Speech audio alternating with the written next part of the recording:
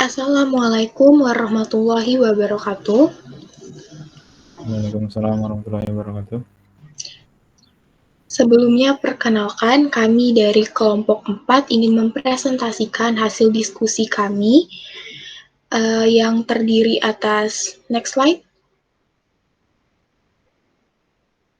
Yang terdiri atas Feni Anggraini, Haura Ahnaf, Ramadana Nursal Asawandiah, dan yang terakhir adalah saya, Dwinda Laila Anggussari sebagai moderator. Next slide. Selanjutnya kali ini kami akan membahas presentasi mengenai software testing komponen level, software testing integration level, dan yang terakhir adalah software testing specialist testing for mobile.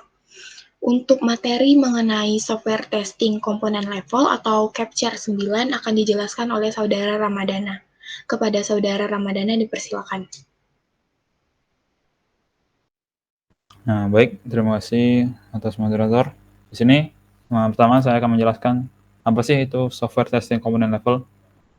Software testing component level merupakan sebuah rangkaian testing atau pengujian yang dilakukan pada software. Tujuannya adalah untuk mengetahui error yang ada pada software pada saat software tersebut dilakukan design dan construction. Komponen level testing ini pada umumnya berfokus pada individual component testing dan berfokus pada integrasi menjadi satu kesatuan sistem. Lalu ada beberapa strategi pendekatan yang dilakukan untuk melakukan software testing ini. Yang pertama, untuk melakukan tes yang efektif, Anda harus selalu melakukan review setiap dilakukan tes. Tujuannya adalah untuk memperbaiki error yang ada pada software pada saat dilakukan development atau pengembangan dari software tersebut. Lalu yang kedua, ada pengujian atau testing. Dimulai pada level komponen dan bekerja menuju arah integrasi sistem secara keseluruhan. Yang ketiga, teknik pengujian ini harus selalu berbeda, yang mana akan selalu bergantung pada pendekatan dan pendekatannya itu dan different points. Yang keempat ada testing itu dilakukan oleh developer dan sekelompok independent tester. Jadi testing itu ada yang dilakukan oleh internal developer dan ada yang dari luar. Lalu yang kelima, testing dan debugging merupakan dua hal yang berbeda. Namun debugging ini harus selalu mengakomodasi pada semua strategi pengujian. Strategi ini dilakukan juga itu harus bisa memberikan panduan untuk para practitioner dan milestone untuk manajernya. Karena langkah dari tes strategi ini harus selalu bergantung pada sebuah deadline. Maka progres yang dilakukan itu harus bisa diukur dan problem yang terjadi pun harus bisa dikemukakan secepat mungkin. Salah satu instrumen yang ada di proses ini adalah verification and validation dan organizing for software testing.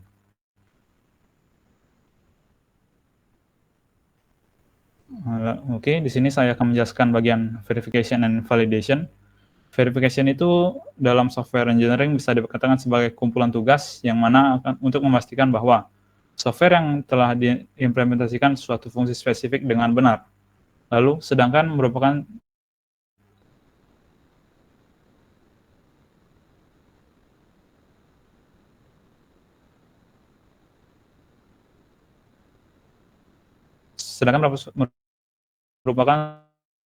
suatu kumpulan beda konsep ada organizing for testing.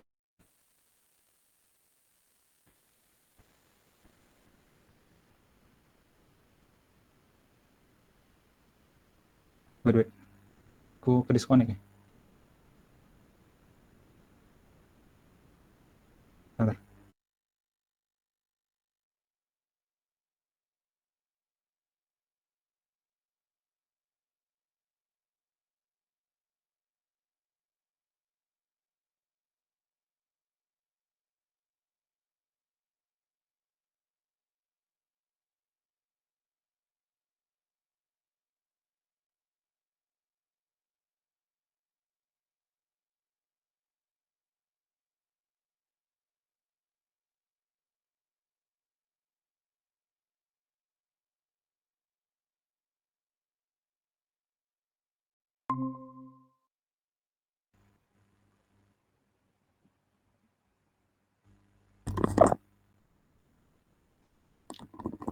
Tes. Sorry guys, sinyal. Nah, dia diulang dari awal atau dari mana? Boleh diulang dari penjelasan verification and validation. Oke, dari verification ya. Oke. 1, 2, 3. Baik, di sini saya akan menjelaskan tentang bagian verification and validation. Verification di dalam software engineering itu bisa dikatakan sebagai kumpulan tugas yang akan memastikan bahwa software yang diimplementasikan tersebut memiliki suatu fungsi spesifik dengan benar. Lalu untuk pengerjaan validation itu sendiri bisa diartikan sebagai suatu kumpulan pekerjaan yang berbeda, yang mana hal itu untuk memastikan bahwa software yang telah dibangun sesuai dengan kebutuhan konsumen. Jadi ada perbedaan dari pengertian verification dan validation. Lalu selanjutnya ada organizing for software testing. Setelah dilakukan verifikasi dan validasi, maka software akan dicoba disusun menjadi satu kesatuan, di mana tujuannya tersebut untuk dilakukan testing untuk mengetahui bagaimana software tersebut bekerja menjadi sebuah sistem. Adapun hal ini biasanya dilakukan oleh sekelompok yang dinamakan ITG, yaitu singkatan dari Independent Test Group.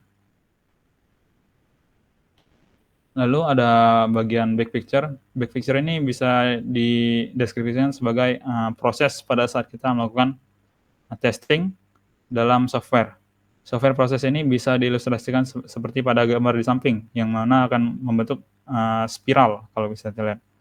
Bisa dilihat proses perencanaan software ini dimulai dari unit testing, integrasi, lalu dilanjutkan integration testing, validation testing, dan system testing. Pada spiral bagian bawah itu merupakan hal-hal yang dilakukan pada fase testing tersebut. Pada fase pertama itu kita melakukan coding, lalu dilanjutkan proses designing, lalu ada requirements engineering, lalu ada pada fase terakhir dilanjutkan oleh system engineering. Pada setiap fase tersebut akan selalu dilakukan testing, sehingga masalah yang terjadi pada proses tersebut lebih cepat ditangani.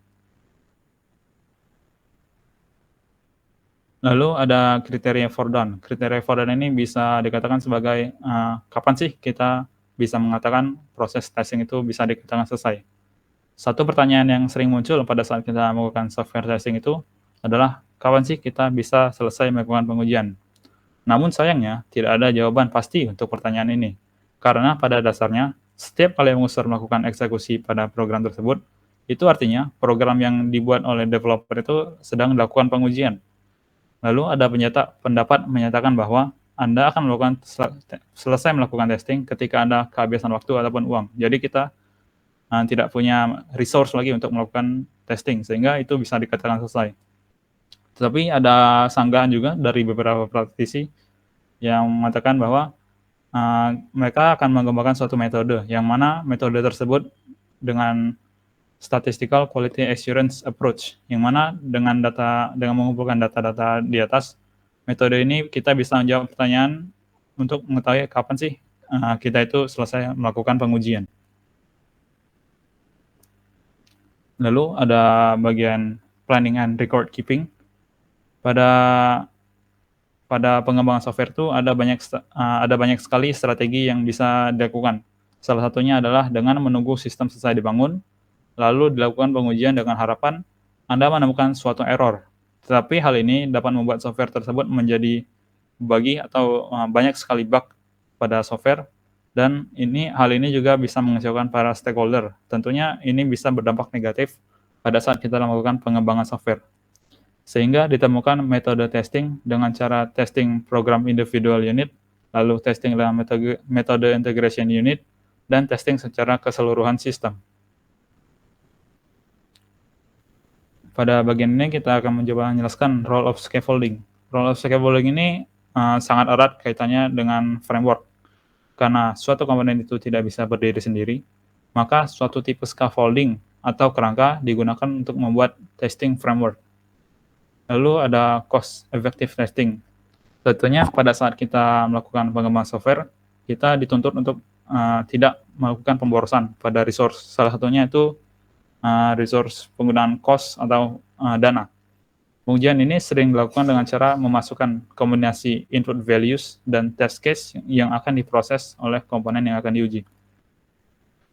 Pada beberapa case, hal ini dapat menyebabkan sebuah dataset yang mendekati tak hingga. Tentunya hal ini harus direduksi dengan cara memilih modul yang sangat berpengaruh pada sukses skenario dan modul yang berpotensi menimbulkan error pada sebuah sistem. Lalu kita berlanjut pada bagian test case design. Ada baiknya kita harus melakukan desain pada unit case sebelum kita mengembangkan kode pada suatu komponen. Ini untuk memastikan bahwa kita mengembangkan kode yang mana akan melewati tes sesuai dengan boundary-nya. Boundary testing merupakan salah satu unit testing task yang sangat penting. Karena pada fase ini software seringkali gagal. Lalu pada bagian requirement and use case, pada chapter sebelumnya disarankan kita untuk melakukan gathering requirement process dengan customer. Tujuannya adalah untuk membuat skenario yang akan dibuat menjadi use case dan analysis models. Use case ini bisa digunakan untuk menjadi panduan test case pada saat melakukan good job dan negative job. Karena kembali lagi tujuan utama kita melakukan pengembangan software, tujuannya adalah untuk digunakan oleh para user. Lalu ada traceability, untuk memastikan proses pengujian bersifat auditable atau bisa dipantau, maka setiap test case harus bisa dipantau. Hal ini bertujuan untuk mempermudah kita melakukan problem fixing apabila pada suatu pengujian ditemukan suatu masalah, sehingga kita tidak perlu bingung bagian mana yang harus kita perbaiki terlebih dahulu. Lalu ada white box testing. White box testing ini bisa juga disebut dengan glass box testing atau structural testing. Pengertiannya adalah suatu test case design philosophy yang menggunakan control structure sebagai bagian komponen level design untuk menjalankan test case. Dengan metode ini, kita bisa mendapatkan satu, memiliki jaminan semua independent path pada modul telah diuji. Yang kedua, menguji keputusan logika pada kondisi true dan false. Yang ketiga, mengeksekusi semua loop pada boundaries. Yang keempat ada melatih data structure internal untuk memastikan validitasnya. Teknik yang ada pada white box testing yaitu basis path testing dan control structure testing. Lalu kita akan coba mengetahui apa sih basis path testing itu. Basis path testing merupakan suatu metode pengujian yang mana diusulkan oleh Tom McCabe. Metode ini memungkinkan test case designer untuk mendapatkan pengukuran logical complexity dari sebuah procedural design dan menggunakan pengukuran ini sebagai panduan untuk membuat set execution path. Lalu ada metode yang kedua yaitu control structure testing. Walaupun basis path seringkali sudah cukup sederhana dan efektif, itu masih belum cukup. Condition testing adalah metode test case design yang melatih logical condition pada program modul.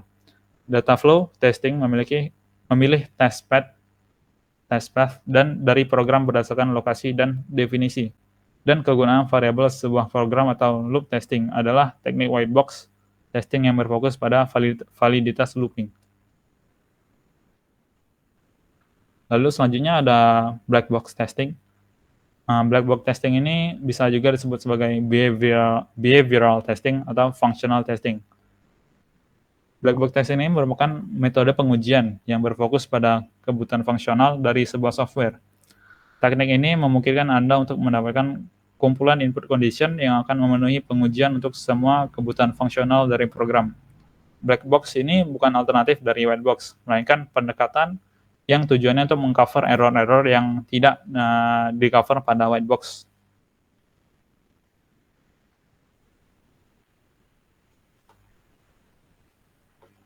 Next.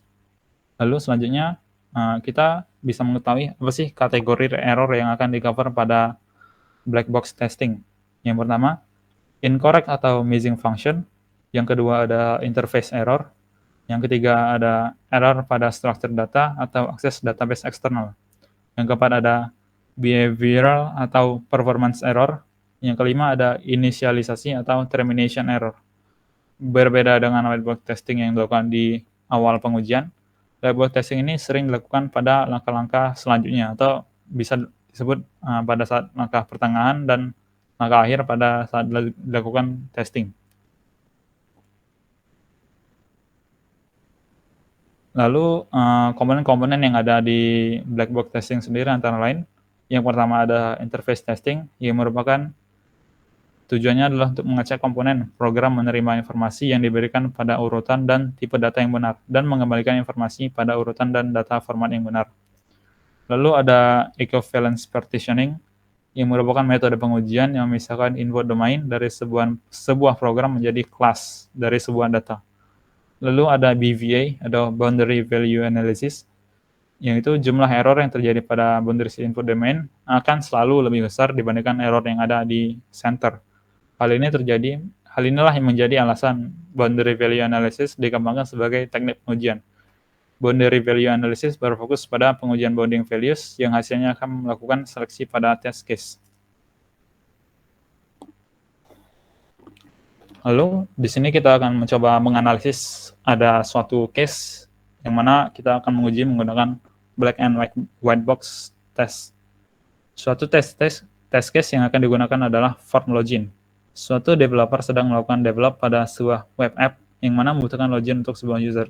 Pada layar login tersebut dibutuhkan dua field yang harus diisi, yaitu username dan password, seperti pada umumnya.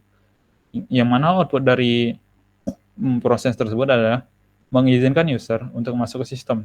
Lalu untuk negative case-nya, user akan mendapatkan pesan error apabila masukkan username ataupun password yang salah.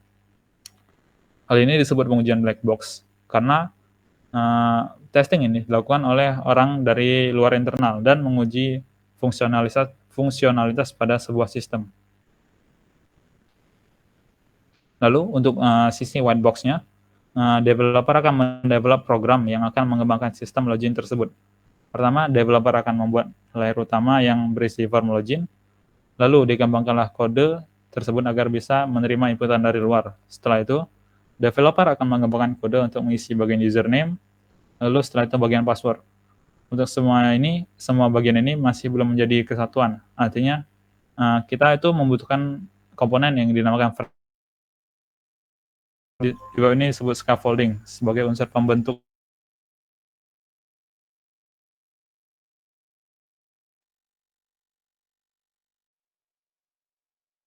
kita menjadi satu kesatuan yang dinamakan form login.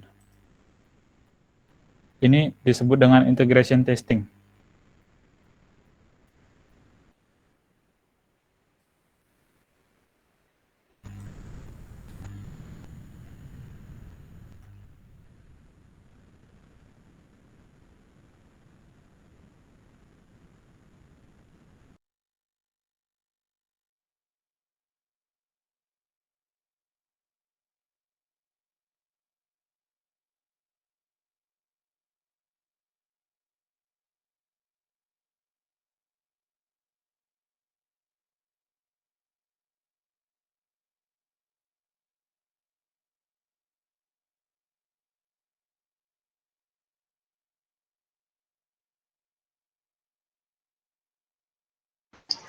Mungkin Saudara Ramadana memiliki kendala terhadap sinyal. Selanjutnya, untuk slide ke-22, boleh diubah?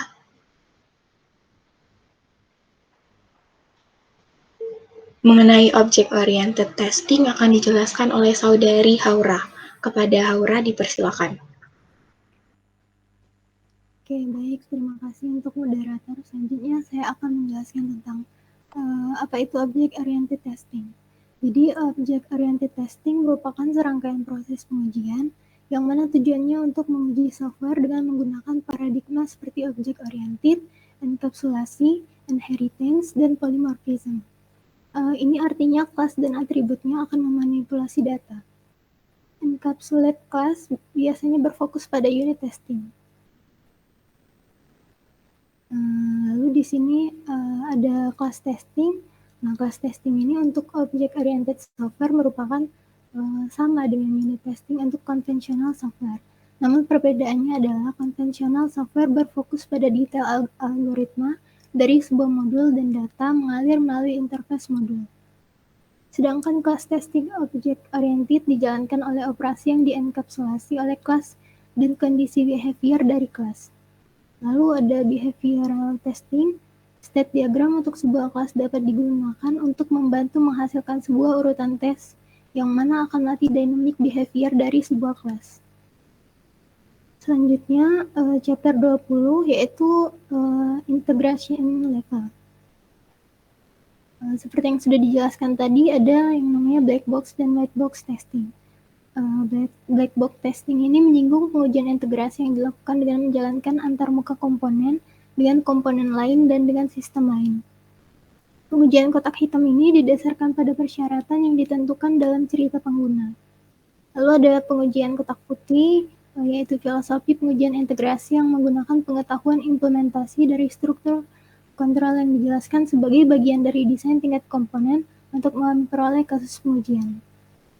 White box testing ini didasarkan pada pemeriksaan yang cermat terhadap detail implementasi prosedural dan detail implementasi struktur data. White box testing ini dapat dirancang hanya setelah desain tingkat komponen atau sumber kode ada.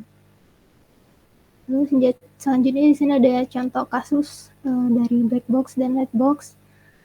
Kasusnya itu yaitu akan dilakukan pengajuan software terhadap sebuah aplikasi kantor digital yang merupakan aplikasi layanan perkantoran dalam format digital yang bekerja secara online untuk memastikan aplikasi yang dibuat dapat berjalan sesuai dengan fungsionalitas yang diharapkan. Pengujian ini bertujuan untuk melihat tingkat kesalahan yang terjadi pada perangkat lunak. Pengujian ini dilakukan pada salah satu fungsionalitas yaitu form surat masuk. Pada form ini terdapat 9 field entry data yaitu nomor agenda, asal surat, nomor surat, sampai keterangan seperti yang terdapat pada gambar di bawahnya. Nah, berdasarkan form ini dilakukan uji terhadap 9 field yang terdapat pada form dengan menggunakan metode pengujian black box karena pengujian ini berfokus pada spesifikasi fungsional dari perangkat lunak tersebut.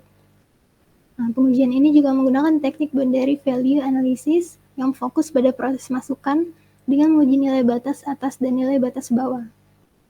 Pengujian dilakukan dengan aturan data sampel yang digunakan adalah data normal, data minimal, data maksimal, dan data maksimal plus 1. Dari hasil pengujian, menunjukkan bahwa aplikasi mampu menangani data baik, data normal ataupun data tidak normal dengan persentase keberhasilan 91,67% seperti yang ada pada gambar. Nah, tetapi 3 field perlu diperbaiki sehingga bisa meningkatkan kemampuan aplikasi dalam mengolah data dalam kondisi normal ataupun tidak normal. Dalam kasus white box, pengujian dilakukan dengan menguji dan menganalisis kode program bila mana terjadi kesalahan. Pengujian dilakukan dengan hanya melihat kode tanpa melihat tampilan interface dari halaman aplikasi. Dalam proses pengujian white box, diperlukan untuk membuat flow graph dan program script dan juga untuk menentukan nilai kompleksitas psikomatik. Tes white box ini bertujuan untuk menganalisis kebenaran struktur program yang dibuat dan kinerja program. Selanjutnya mengenai integration level, tujuan pengujian itu apa sih? Tujuan pengujian itu adalah untuk menemukan kesalahan dan pengujian yang baik adalah yang memiliki probabilitas tinggi untuk menemukan kesalahan. Pengujian integrasi adalah teknik sistematis untuk membangun arsitektur perangkat lunak sementara pada saat yang sama melakukan pengujian untuk mengungkap kesalahan yang terkait dengan antarmuka. Tujuannya yaitu untuk mengambil komponen yang diuji unit dan membangun struktur program yang telah ditentukan oleh desain. Rekayasa software sendiri mendefinisikan berbagai strategi untuk melakukan pengujian integrasi. Yang pertama ada pendekatan Big Bang, yang ini disebut integrasi non-incremental. Lalu yang kedua ada pendekatan tambahan, yaitu integrasi incremental. Nah, pendekatan tambahan ini dibagi lagi menjadi sebagai berikut. Pertama ada pendekatan atas ke bawah atau top down. Lalu yang kedua ada pendekatan dari bawah ke atas atau bottom up. Lalu yang ketiga ada continuous integration dan yang keempat integration test work product. Nah, dalam pendekatan Big Bang sendiri, semua komponen digabungkan terlebih dahulu dan seluruh program diuji secara keseluruhan. Sehingga biasanya terjadi kesalahan, tapi koreksi sulit dilakukan karena isolasi penyebab diperumit oleh bentangan luas seluruh program. Mengambil pendekatan Big Bang untuk integrasi adalah strategi yang kemungkinan besar akan gagal. Sedangkan integrasi tambahan adalah kebalikan dari Big Bang. Program yang dibangun dan diuji secara bertahap pada integrasi tambahan, di mana kesalahan lebih mudah diisolasi dan diperbaiki. Antarmuka lebih mungkin untuk diuji sepenuhnya, dan pendekatan tes sistematis dapat diterapkan. Integrasi dengan pendekatan ini adalah integrasi yang menghemat biaya. Lalu selanjutnya ada integrasi top-down yang merupakan bagian dari integration pendekatan tambahan. Nah, pengujian integrasi top-down ini merupakan pendekatan tambahan untuk konstruksi arsitektur perangkat lunak. Modul atau komponen diintegrasikan dan bergerak ke bawah. Lalu hierarki kontrol dimulai dengan modul kontrol utama, lalu modul bawah ke modul kontrol utama dimasukkan ke dalam struktur baik dengan cara depth first atau breadth first. Pola depth first yaitu mengintegrasikan semua komponen pada jalur kontrol utama dari struktur program.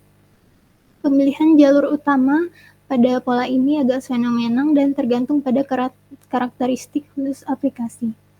Lalu ada pola breadth first, yaitu yang menggabungkan semua komponen yang secara langsung berada di bawah setiap level, bergerak melintasi struktur secara horizontal. Nah, di sini ada struktur dari integrasi top-down. Jadi, kalau pola depth first itu, dia menguji modul dari atas ke bawah, dimulai dari jalur kiri. Jadi dia akan menguji modul 1, modul 2, dan modul 5 terlebih dahulu. Lalu selanjutnya menguji modul 6 ataupun modul 8. Sedangkan pada pola breadth first akan menguji secara horizontal. Jadi modul yang akan diintegrasikan dimulai dari M2, lalu M3, lalu ke M4, dan begitu seterusnya. Nah, untuk proses integrasi dari top-down ini memiliki 5 langkah, yaitu yang pertama modul kontrol utama digunakan sebagai test driver dan step diganti dengan semua komponen secara langsung berada di bawah modul kontrol utama. Lalu yang kedua bergantung pada pendekatan integrasi yang dipilih, depth first atau breadth first. Rintisan subordinat diganti satu persatu dan komponen aktual. Lalu yang ketiga ada pengujian dilakukan karena setiap komponen terintegrasi. Setelah menyelesaikan setiap rangkaian tes, step lain diganti dengan komponen yang asli. Lalu yang terakhir ada pengujian regresi yang dapat dilakukan untuk memastikan bahwa kesalahan baru atau error baru belum diperkenalkan. Selanjutnya ada integrasi bottom up. Integrasi bottom up ini setiap modul di tingkat bawah diuji dengan modul yang lebih tinggi, hingga semua modul diuji. Integrasi ini menghilangkan kebutuhan akan step yang kompleks, karena komponen integrasi dari bawah ke atas. Fungsionalitas yang disediakan oleh komponen subordinat ke tingkat tertentu selalu tersedia dan kebutuhan akan step dihilangkan. Strategi bottom up ini dapat diterapkan dalam langkah-langkah berikut. Pertama, komponen tingkat terendah digabungkan menjadi klaster yang melakukan subfungsi perangkat lunak tertentu. Dan yang kedua, driver atau program kontrol untuk pengujian ditulis untuk mengkoordinasikan input dan output kasus uji. Yang ketiga, klaster diuji. Dan yang keempat, driver dihapus dan klaster digabungkan bergerak ke atas di struktur program. Ini merupakan struktur dari bottom up. Jadi modul-modul itu dibuat klaster, lalu diintegrasikan ke modul MA, sehingga dia akan menghilangkan modul D1, D2, dan D3. Lalu selanjutnya ada integrasi berkelanjutan. Integrasi ini merupakan praktik menggabungkan komponen ke dalam peningkatan perangkat lunak yang berkembang sekali atau lebih setiap hari. Jadi pengujian integrasi ini dilakukan dengan cepat dan efisien jika sebuah tim berusaha untuk selalu memiliki program kerja sebagai bagian dari penyampaian yang berkelanjutan. Pendekatan dari integrasi berkelanjutan ini adalah pengujian asap atau smoke testing. Smoke testing ini dapat digunakan ketika perangkat lunak produk dikembangkan oleh tim yang gesit menggunakan waktu pembuatan yang singkat.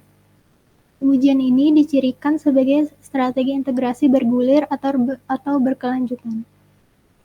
Software ini dibangun kembali dan smoke diuji setiap hari.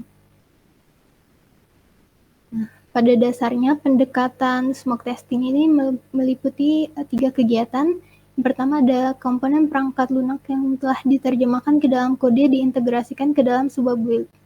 Sebuah build mencakup semua file data, library, modul yang dapat digunakan kembali, dan komponen rekayasa yang diperlukan untuk mengimplementasikan satu atau beberapa fungsi produk.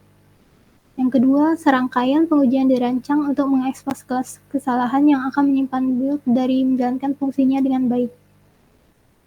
Tujuan ini adalah untuk mengungkap kesalahan atau showstopper disebut yang memiliki kemungkinan tertinggi untuk proyek perangkat lunak terlambat dari jadwal.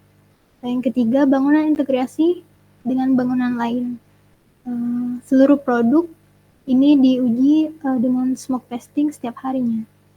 Dalam beberapa hal, smoke testing menyerupai pengujian regresi yang membantu memastikan bahwa komponen yang baru ditambahkan tidak mengganggu perilaku komponen yang sudah ada yang sebelumnya telah diuji. Lalu, pendekatan yang terakhir yaitu integration test work product. Rencana keseluruhan untuk integrasi perangkat lunak dan deskripsi pengujian spesifik didokumentasikan dalam spesifikasi pengujian. Produk kerja ini menggabungkan rencana pengujian dan prosedur pengujian dan menjadi bagian dari konfigurasi perangkat lunak. Pengujian ini dibagi menjadi beberapa fase dan pembangunan tambahan yang membahas karakteristik fungsional dan perilaku tertentu dari perangkat lunak. Selanjutnya ada AI atau Artificial Intelligence dan Regression Testing. Jadi setiap kali modul baru ditambahkan, sebagian bagian dari pengujian integrasi perangkat lunak itu berubah. Jalur aliran data baru dibuat, input atau output baru dapat terjadi, dan logika kontrol baru dipanggil. Efek samping yang terjadi yaitu dapat menyebabkan masalah dengan fungsi yang sebelumnya bekerja dengan sempurna. Dalam konteks integrasi, pengujian regresi adalah eksekusi ulang beberapa subset pengujian yang telah dilakukan untuk memastikan bahwa perubahan tidak menyebarkan efek samping yang tidak diinginkan. Tes regresi harus dijalankan setiap kali perubahan besar dibuat pada software, termasuk integrasi komponen baru. Pengujian regresi ini membantu memastikan bahwa perubahan yang terjadi karena pengujian atau alasan lain tidak menimbulkan perilaku yang tidak diinginkan atau kesalahan tambahan. Rangkaian dari uji regresi ini berisi 3 kelas kasus uji yang berbeda. Yang pertama itu ada kelas contoh, yaitu pengujian representatif yang akan menjalankan semua fungsi perangkat lunak. Lalu yang kedua, kelas tes, yaitu tambahan yang berfokus pada fungsi perangkat lunak yang mungkin terpengaruh oleh perubahan. Lalu yang ketiga adalah kelas pengujian yang berfokus pada komponen software yang telah diubah. Selanjutnya ada pengujian integrasi dalam konteks object-oriented. Jadi ada 2 strategi berbeda untuk menguji integrasi sistem object-oriented, yaitu pengujian berbasis street dan pengujian berbasis penggunaan. Untuk pengujian berbasis street ini mengintegrasikan kumpulan kelas yang diperlukan untuk merespons satu masukan atau peristiwa untuk sistem. Setiap utas terintegrasi dan diuji secara individual. Pengujian regresi diterapkan untuk memastikan bahwa tidak ada efek samping yang terjadi. Strategi penting untuk pengujian integrasi perangkat lunak object-oriented adalah pengujian berbasis street. Street ini merupakan kumpulan kelas yang merespon input atau event. Yang kedua ada pendekatan pengujian berbasis penggunaan. Pengujian berbasis penggunaan ini memulai pembangunan sistem dengan menguji kelas-kelas tersebut, yang disebut kelas independen, yang menggunakan sangat sedikit kelas server. Kelas independen diuji, lapisan kelas berikutnya yang disebut kelas dependent, yang menggunakan kelas independen diuji. Urutan pengujian lapisan kelas dependent ini berlanjut hingga seluruh sistem dibangun. Lalu pendekatan pengujian berbasis penggunaan ini berfokus pada kelas yang tidak banyak berkolaborasi dengan kelas lain. Selanjutnya, desain kasus uji berbasis kesalahan. Jadi, objek pengujian berbasis kesalahan dalam sistem object-oriented adalah untuk merancang pengujian yang memiliki kemungkinan tinggi untuk mengungkap kesalahan yang masuk akal. Karena produk atau sistem harus sesuai dengan persyaratan pelanggan. Perencanaan awal yang diperlukan untuk melakukan pengujian berbasis kesalahan dimulai dengan model analisis. Strategi untuk pengujian ini adalah untuk membuat hipotesis rangkaian kesalahan yang masuk akal dan kemudian melakukan pengujian untuk membuktikan setiap hipotesis. Pengujian yang termasuk uji berbasis kesalahan ini adalah aspek penerapan sistem yang dapat mengakibatkan cacat. Untuk menentukan apakah kesalahan ini ada, kasus uji dirancang untuk menjalankan desain atau kode. Selanjutnya, desain kasus uji berbasis skenario. Pengujian berbasis kesalahan itu terdapat dua jenis kesalahan utama. Yang pertama, spesifikasi yang salah dan interaksi antar subsistem. Kesalahan yang terkait dengan spesifikasi yang salah terjadi, produk tidak melakukan apa yang diinginkan pelanggan. Sedangkan kesalahan yang terkait dengan interaksi subsistem terjadi ketika perilaku satu subsistem menciptakan keadaan yang menyebabkan subsistem lain gagal. Nah, untuk desain kasus uji berbasis skenario ini akan mengungkap kesalahan yang terjadi ketika setiap aktor berinteraksi dengan perangkat lunak. Pengujian berbasis skenario berkonsentrasi pada apa yang dilakukan pengguna, bukan pada produk. Baik. Selanjutnya saya kembalikan ke moderator.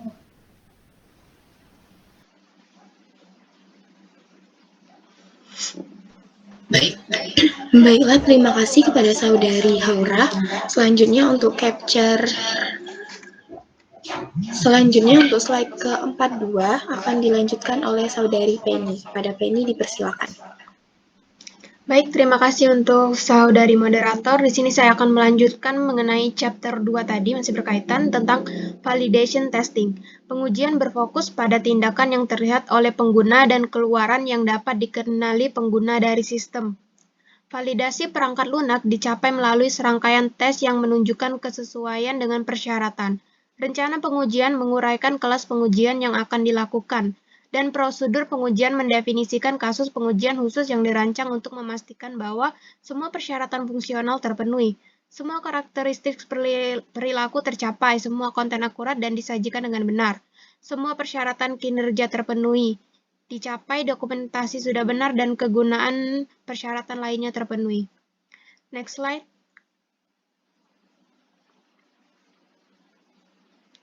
Mengenai testing patterns, pola pengujian menjelaskan masalah pengujian umum dan solusi yang dapat membantu kita untuk menanganinya.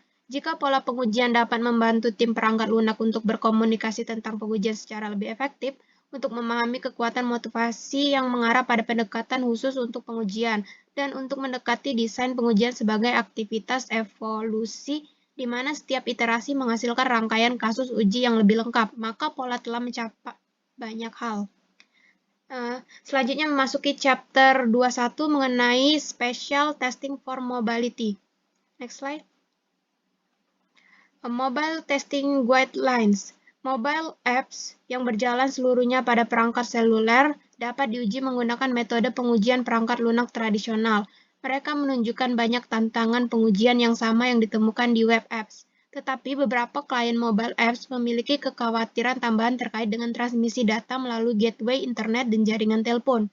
Secara umum, penggunaan mengharapkan mobile apps untuk menyadari konteks dan memberikan pengalaman pengguna yang dipersonalisasi berdasarkan physical location dari suatu perangkat yang berkaitan dengan fitur jaringan yang tersedia.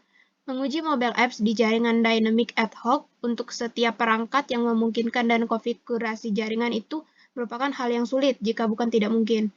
Mobile apps diharapkan memberikan banyak fungsionalitas dan keandalan kompleks yang ditemukan di aplikasi desktop.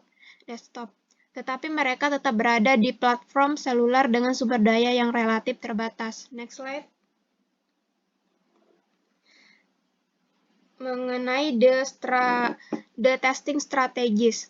Strategi untuk menguji aplikasi seluler mengambil prinsip dasar untuk semua pengujian perangkat lunak. Namun sifat unik dari mobile apps menuntut pertimbangan sejumlah masalah khusus. Beberapa masalah di antaranya yaitu pengujian pengalaman pengguna atau user experience. Pengujian pengalaman pengguna ini merupakan yang dilebatkan sejak awal dalam proses pengembangan untuk memastikan bahwa mobile app memenuhi harapan kegunaan dan aksesibilitas para pemangku kepentingan di semua perangkat yang didukung.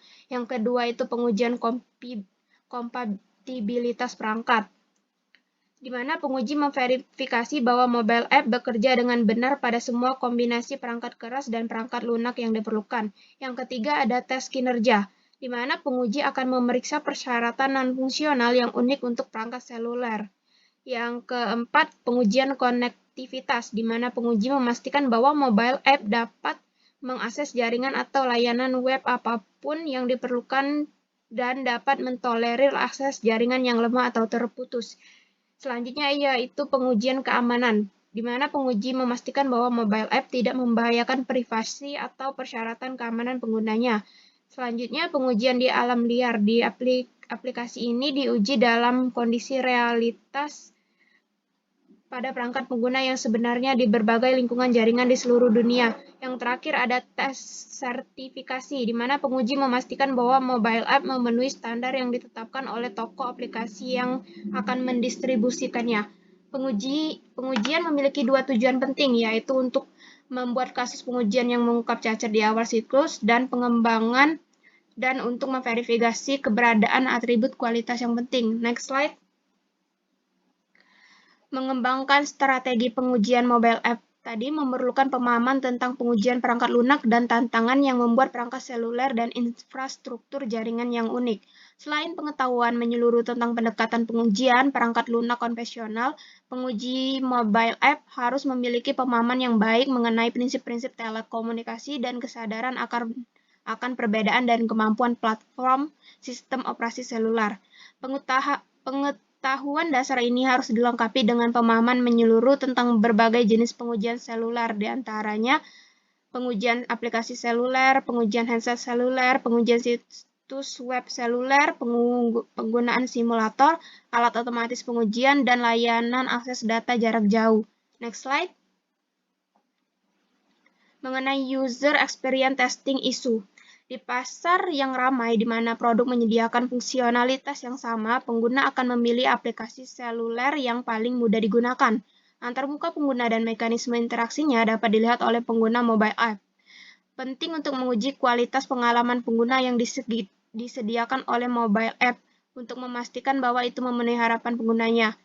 Karakteristik kegunaan mobile app yang menjadi fokus pengujian dan tujuan spesifik yang ditujukan antara lain yang pertama itu pengujian gestur, di mana layar sentuh ada di mana-mana, tentunya pada perangkat seluler, dan sebagai akibatnya pengembang telah menambahkan gerakan multi sentuh sebagai sarana untuk meningkatkan kemungkinan interaksi pengguna tanpa kehilangan real estate layar.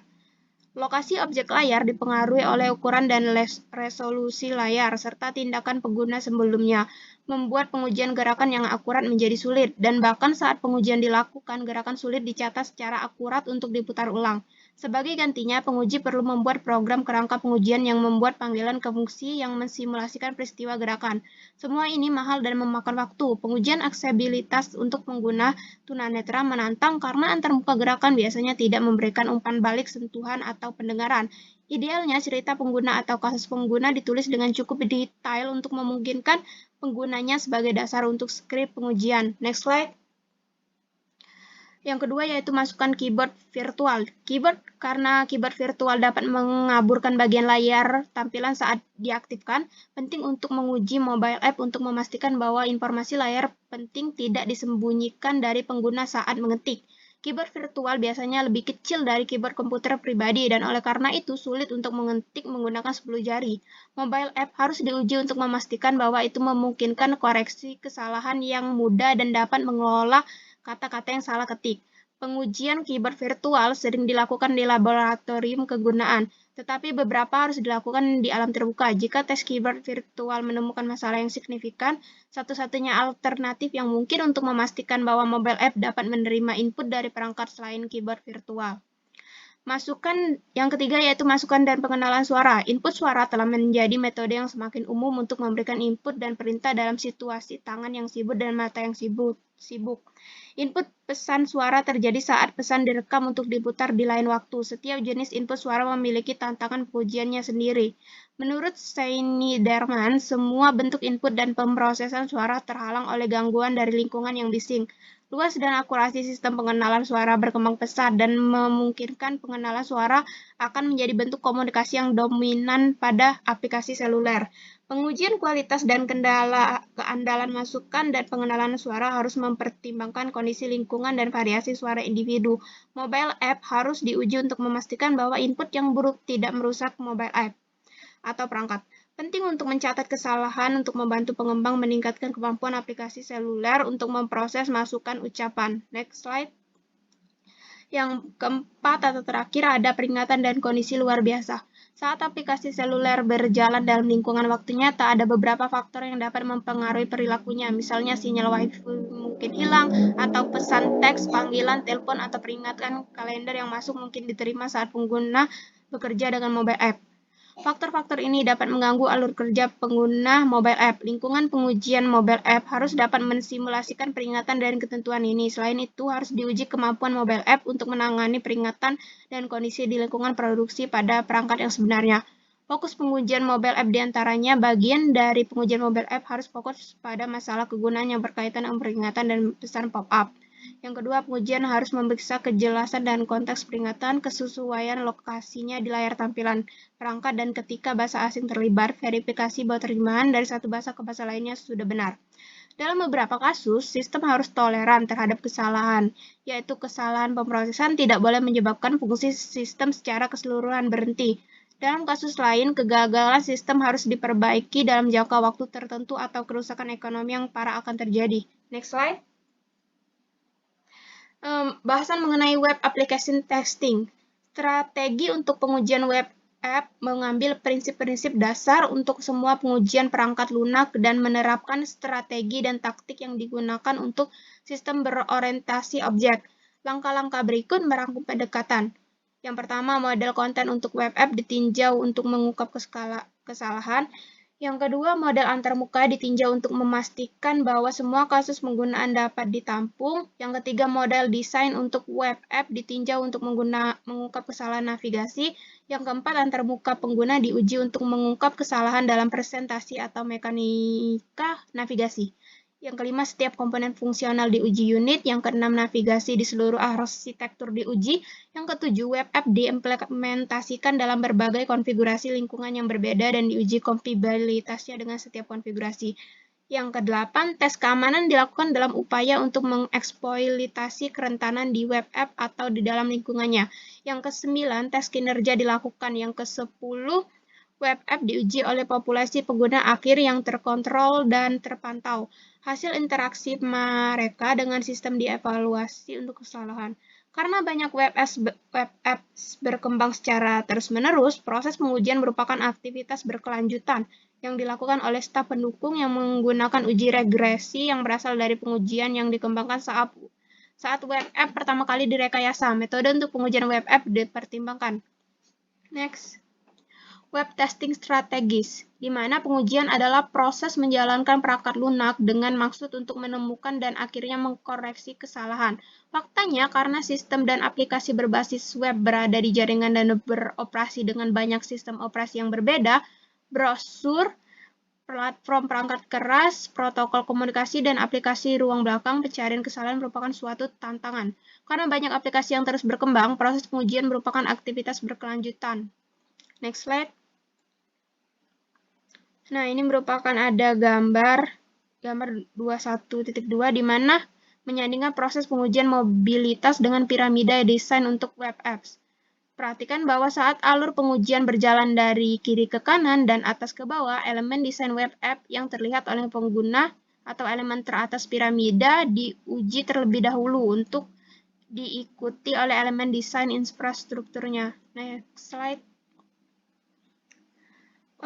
Web testing strategis. Ada beberapa pengujian terhadap web testing strategis ini yaitu pengujian konten. Kesalahan dalam konten web app bisa sepele seperti kesalahan ketik kecil atau sama pentingnya dengan informasi yang salah. Pengujian konten memiliki 3 tujuan penting. Yang pertama untuk mengungkap kesalahan sintaksis, yang kedua untuk mengungkap kesalahan semantik, yang ketiga untuk menemukan kesalahan dalam organisasi atau struktur konten yang disajikan kepada pengguna akhir. Next slide. Lanjut ada pengujian antarmuka, di mana pengujian antarmuka melatih mekanisme interaksi dan memvalidasi aspek estetika antarmuka pengguna. Strategi keseluruhan untuk pengujian antarmuka ada 2, yaitu mengungkap kesalahan yang terkait dengan mekanisme antarmuka tertentu. Yang kedua, mengungkap kesalahan dalam cara pengujian antarmuka. Next slide. Pengujian navigasi. Tugas pengujian navigasi ada 2, yaitu untuk memastikan bahwa mekanisme yang memungkinkan pengguna web untuk melakukan perjalanan melalui web app semuanya berfungsi, dan yang kedua untuk memvalidasi bahwa setiap NSU dapat dicapai dengan kategori pengguna yang sesuai. Pengujian navigasi seperti pengujian antarmuka dan kegunaan harus dilakukan oleh sebanyak mungkin konstituen yang berbeda. Tanggung jawab dimiliki untuk tahap awal penguji navigasi, tetapi tahap selanjutnya harus dilakukan oleh pemangku kepentingan, proyek lainnya, tim pengujian independen, dan akhirnya oleh pengguna non-teknis. Tujuannya adalah untuk melatih navigasi web secara menyeluruh. Next slide. Yang selanjutnya itu mengenai internationalization atau internasionalisasi adalah proses pembuatan suatu produk perangkat lunak agar dapat digunakan di beberapa negara dan dengan berbagai bahasa tanpa memerlukan perubahan rekayasa apapun. Lokalisasi adalah proses mengadaptasi aplikasi perangkat lunak untuk digunakan di wilayah global yang ditargetkan dan menambahkan persyaratan khusus lokal dan menerjemahkan elemen teks ke bahasa yang sesuai. Karena membangun fasilitas pengujian in-house di setiap negara yang direncanakan lokalisasinya akan sangat mahal. Pengujian outsourcing ke vendor lokal di setiap negara seringkali lebih hemat biaya. Namun menggunakan pendekatan outsourcing beresiko degradasi komunikasi antar tim, pengembangan mobile app, dan mereka yang melakukan tes pelokalan. Crowdsourcing dapat digunakan untuk melibatkan penguji lokalisasi yang tersebar di seluruh dunia di luar lingkungan pengembangan. Next slide. Yang selanjutnya yaitu ada security testing, pengujian keamanan. Mencoba untuk memverifikasi bahwa mekanisme perlindungan yang dibangun ke dalam suatu sistem pada kenyataannya akan melindunginya dari penetrasi yang tidak tepat. Dengan waktu dan sumber daya yang cukup, pengujian keamanan menyeluruh pada akhirnya akan menembus sistem. Keamanan seluler adalah subjek kompleks yang harus sepenuhnya dipahami sebelum pengujian keamanan yang efektif dapat dilakukan.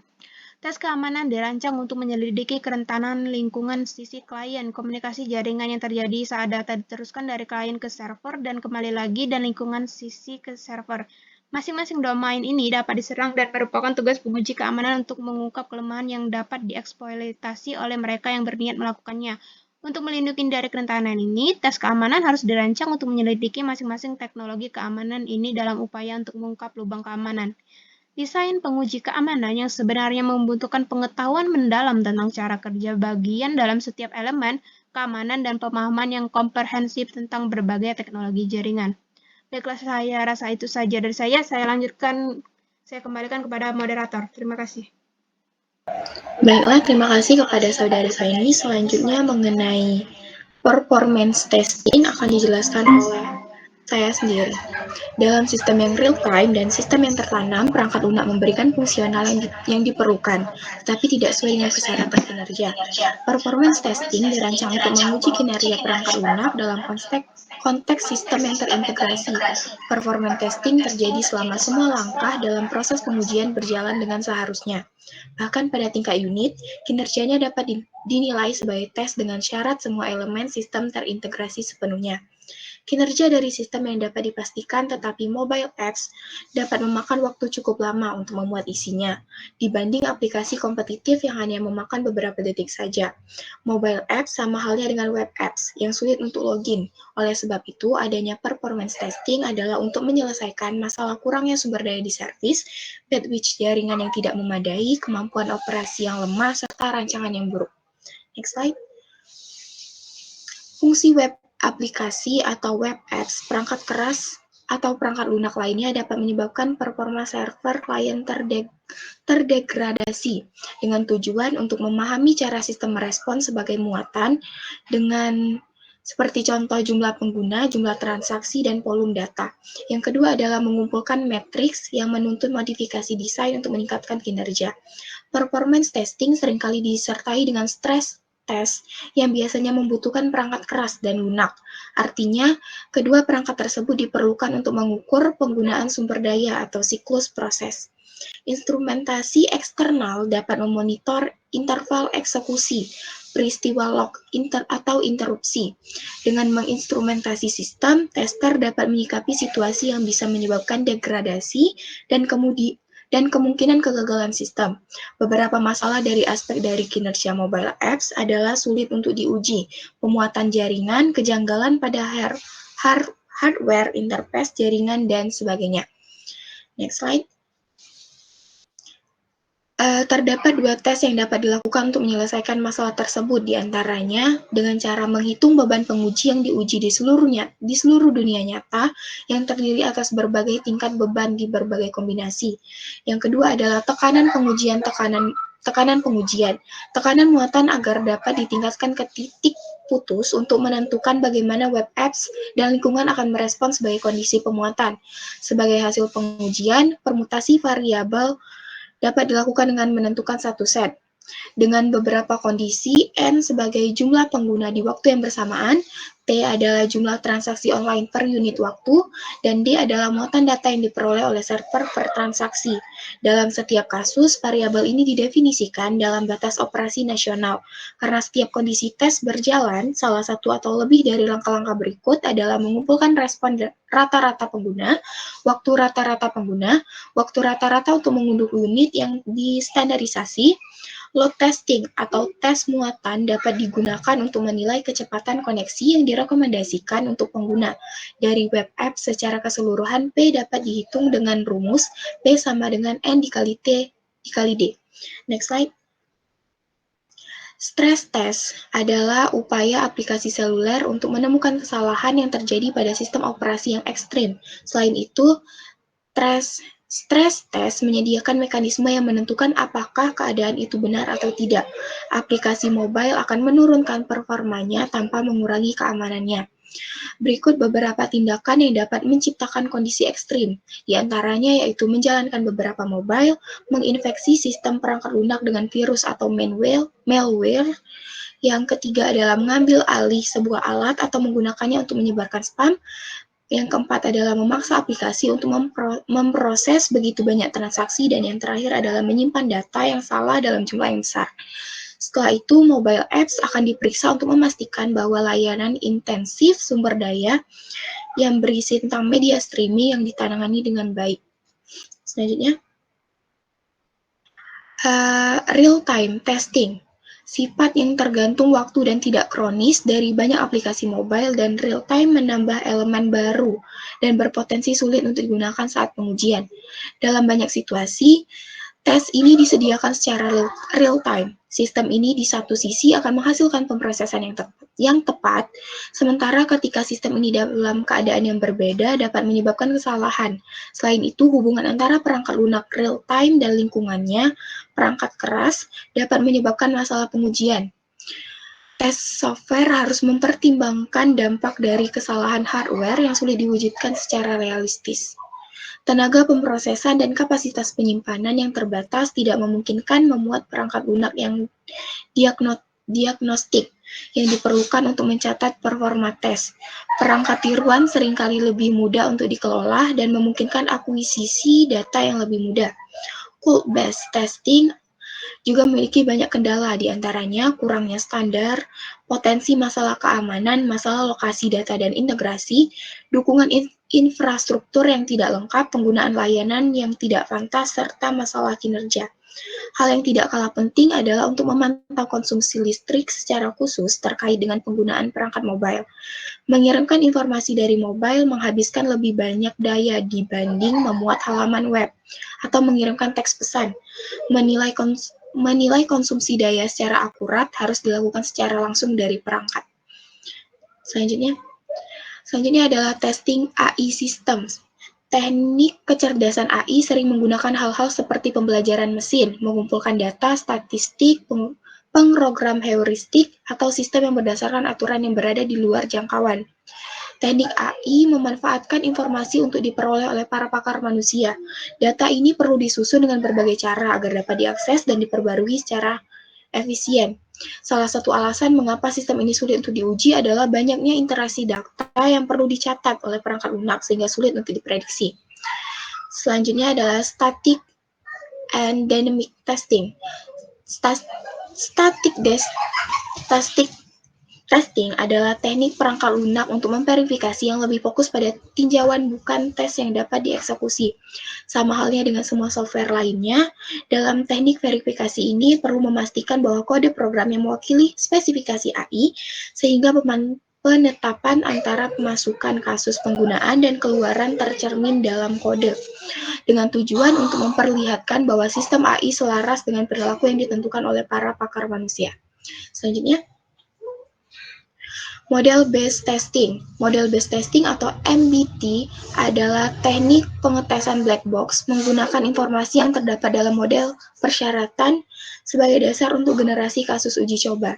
Teknik MBT memerlukan 5 langkah, diantaranya menganalisis model perilaku yang ada untuk perangkat lunak atau membuat model perlu melakukan beberapa langkah, diantaranya mengevaluasi semua kasus pengguna untuk memahami urutan interaksi dalam sistem. Yang kedua adalah mengidentifikasi peristiwa untuk menggerakkan interaksi urutan dan memahami bagaimana peristiwa ini berhubungan secara spesifik. Yang ketiga adalah membuat urutan untuk setiap kasus pengguna. Yang keempat adalah membangun kondisi UML, diagram untuk sistem. Dan yang terakhir adalah meninjau perilaku model untuk memverifikasi akurasi dan konsistensi. Dan yang kedua dari teknik MBT adalah memantau perilaku mobile dan menentukan masukan dan memaksa software untuk membuat transisi, sehingga dalam memicu peristiwa yang akan menyebabkan transisi. Yang ketiga adalah meninjau model perilaku dan mencatat hasil yang diharapkan sebagai software membuat transisi dari setiap sisi. Yang keempat adalah melakukan tes. Yang kelima adalah bandingkan hasil aktual yang diharapkan serta mengambil tindakan korektif yang diperlukan. Selanjutnya, testing virtual environment. Pengembang perangkat lunak hampir tidak bisa ditebak. Acceptance test adalah serangkaian tes spesifik yang dilakukan untuk pengguna untuk mencoba mengungkap kesalahan produk sebelum menerima perangkat lunak dari pengembang. Ketika sebuah produk perangkat lunak dibangun untuk satu pengguna, maka dapat memvalidasi semua persyaratan. Tetapi jika produk dikembangkan untuk banyak pengguna, maka akan sulit untuk melakukan validasi. Kebanyakan pembuat perangkat lunak menggunakan proses sebagai pengujian alfa dan beta untuk mengungkapkan kesalahannya hanya pada akhir saja dan dapat dilihat. Tes alfa dilakukan di situs pengembang oleh kelompok perwakilan akhir pengguna. Perangkat lunak yang digunakan bertugas untuk mengawasi pengguna dan mencatat kesalahan problem pengguna. Usability testing. Usability testing mengevaluasi tingkat di mana pengguna dapat berinteraksi secara efektif. Para pengembang berkontribusi pada desain tes penggunaannya, tetapi pada umumnya tes dilakukan di akhir. Pengujian penggunaan dapat terjadi pada berbagai tingkat abstraksi yang berbeda. Di antaranya, kemampuan untuk mekanisme antarmuka tertentu, fungsi antarmuka virtual lengkap, dan yang terakhir adalah penggunaan dari seluruh aplikasi virtual world yang dapat dipertimbangkan. Next. Langkah pertama dalam pengujian pengguna adalah dengan mengidentifikasi serangkaian kategori pengguna dan menetapkan tujuan pengujian untuk setiap kategori. Berikut beberapa kategori yang dapat mengilustrasikan pendekatan. Di antaranya adalah interaktif, yang kedua adalah tata letak, yang ketiga adalah mudah dibaca, yang keempat adalah estetika, yang kelima adalah tampilan karakteristik, yang keenam adalah waktu sensitivitas, yang ketujuh adalah umpan balik, yang kedelapan adalah kepribadian, yang ke-9 adalah tolong atau help, yang ke-10 adalah accessibility, dan yang terakhir adalah kepercayaan.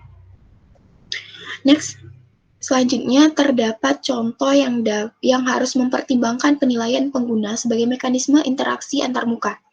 Berikut daftar fitur antarmuka yang dapat ditinjau kembali dan diuji, yaitu animasi, tombol, warna, kontrol, grafis, label, menu, pesan navigasi, mekanisme pilihan, teks, dan HUD-10 atau tampilan awal.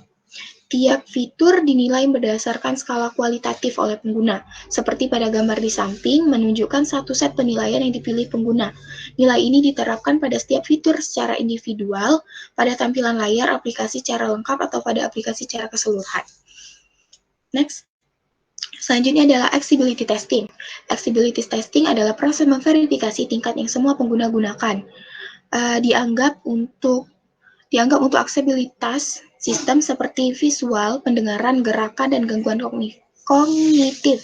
Beberapa contoh area yang digunakan untuk melakukan proses accessibility adalah detektor memverifikasi warna tidak digunakan secara eksklusif, pilihan kontras dan pembesaran yang tinggi tersedia, dan yang terakhir adalah memastikan bahwa alternatif telah diimplementasikan untuk mengakomodasi pengguna yang mungkin tidak bisa memanipulasi keyboard, keypad, dan sebagainya.